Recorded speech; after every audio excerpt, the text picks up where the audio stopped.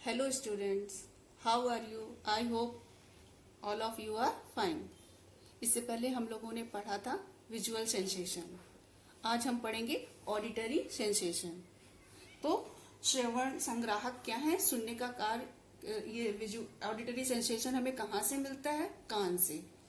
तो कान ध्वनि तरंगों की अनुभूति कान की संरचना द्वारा होती है.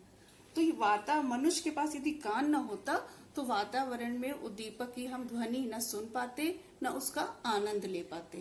तो इसका कार्य किसने किया? कान ने. कान की संरचना को इसलिए हमें समझना आवश्यक है. तो हम कान की संरचना को समझेंगे कि ध्वनि हमारे कान में किस तरह से एंटर करती है और कैसे हमको सुनाई देता है. ये है कान का स्ट्रक्चर. ये हमारे ईयर का स्ट्रक्चर है. Structure of year. Structure of year. तो इसका सबसे एक्सटर्नल ईयर क्या है? ये है एक्सटर्नल ईयर. इसको पिन्ना भी कहते हैं. फिर इसके बाद यहाँ एक पाथ है. Path of the sound waves. इससे साउंड वेव्स जाती हैं, एंटर करती हैं. यहाँ पर एक ब्राउन कलर का लिक्विड भी भरा होता है जो हमारे बाह्य पदार्थ, बाह्य कुछ ऐसे हानिकारक पदार्थ है उनको रोकने का कार्य करता है. यहाँ पे जो ये पिन्ना है ये भी अब उस साउंड वेव्स को मोड़ देता है अंदर की तरफ. तो साउंड वेव्स अंदर एंटर करती हैं. इसके बाद ये आता है कर्ण ढोल. एक ड्रम टाइप का बना हुआ है जो कान का पर्दा भी हो कह सकते हैं. ये पूरा आउटर पार्ट है कान का. इसके बाद मिडिल ईयर आता है. मिडिल ईयर में मेन 3 हड्डियां होती हैं. 3 हड्डियां कौन सी? हैमर, इनकस और स्टेप्स. 3 हड्डियों से बना है ये मिडिल ईयर. ये तीनों एक दूसरे से जुड़ी हुई होती हैं. इसी के पास ये स्टेप से, रकाब से जुड़ा हुआ एक विंडो होता है. इसको ओवल विंडो शेप में ये होता है. इससे वेव्स, साउंड वेव्स जाके हमारे इनर ईयर, इंटरनल ईयर में एंटर करती हैं. वो क्या कहलाता है? कॉक्लिया. ये क्या कहलाता है? कॉक्लिया. यहाँ पे एंटर करती हैं. इसके बाद यहाँ पे ये जो साइड में आपको दिख रहा है ये कंठ कर्णनली होती है. यहाँ पे एक प्रकार का वायु दबाव रहता है. यहाँ पे ये खिड़की इतनी छोटी होती है कि वायु दबाव में ही ये ध्वनि अंदर जा पाती है कॉक्लिया तक. इसके बाद एक छोटा सा ये पार्ट है. कॉक्लिया से जब साउंड यहाँ पे जाती है तो ये ऑर्गन ऑफ कॉर्टी कहलाता है.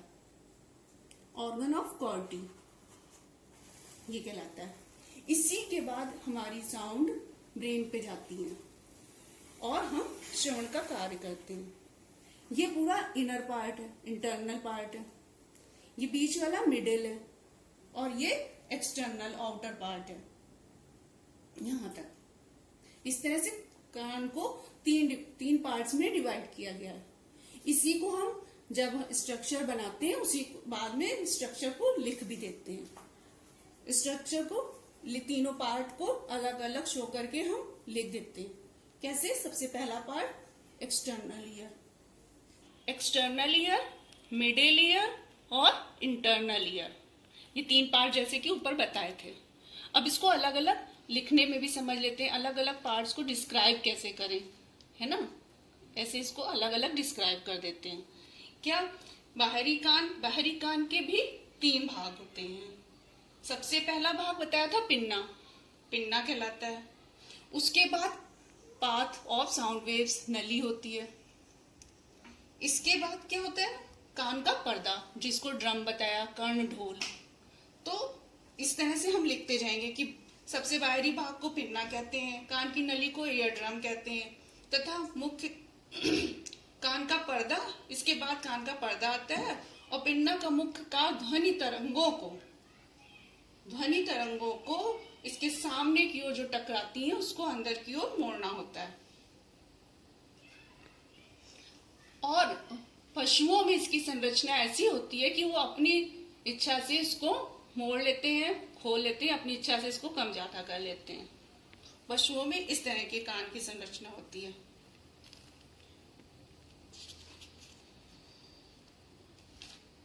इसमें एक भूरा ब्राउन कलर का स्राव भरा होता है जिससे कि हानिकारक वस्तुएं एक्सटर्नल ईयर में ही जिससे हानिकारक कोई भी वस्तुएं कान की रक्षा कर सके, वो प्रवेश अंदर ना कर सके।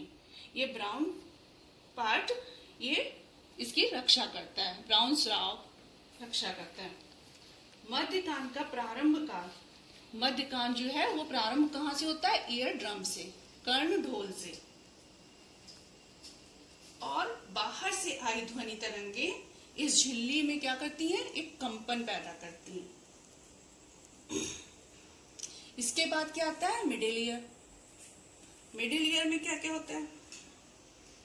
कान के पर्दे इसके पीछे वाले भाग में, इसके पीछे वाले भाग में तीन हड्डियों से जुड़ा हुआ ये मिडिल ईयर होता है। तीनों हड्डियों में नाम बताया ना, एक हैमर, एक इनकस, एक स्टेप्स। इसे क्या कहते हैं?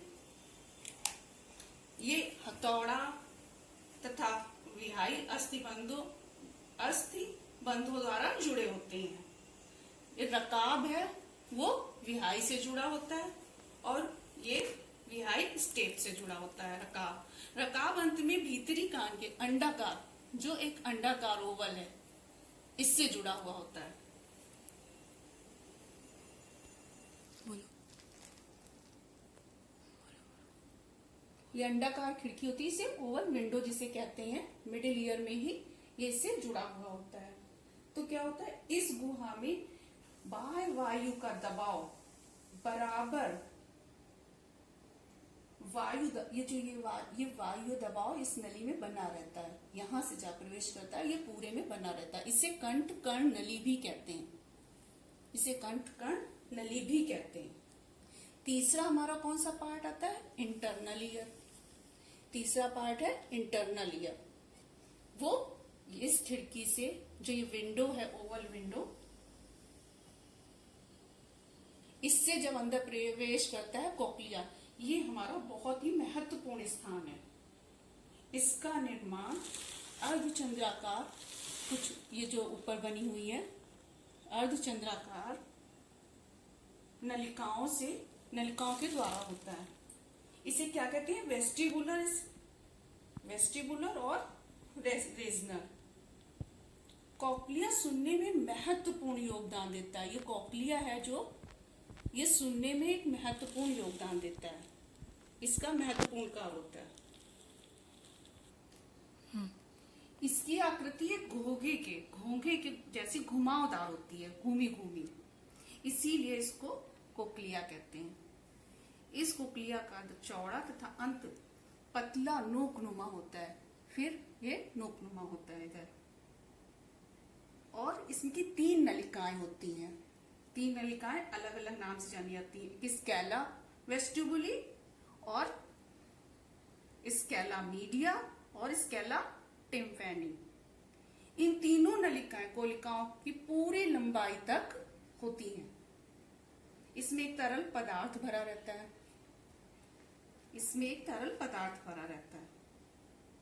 और स्कैला वेस्टिबुली स्कैला मीडिया के मध्य में जो झिल्ली होती है वो रीजनल मेम्ब्रेन कहलाती है। स्कैला मीडिया और स्कैला टिम्पैनी के मध्य बेसलर मेम्ब्रेन की संरचना होती है, जिसे ऑर्गन ऑफ कॉल्टी कहते हैं।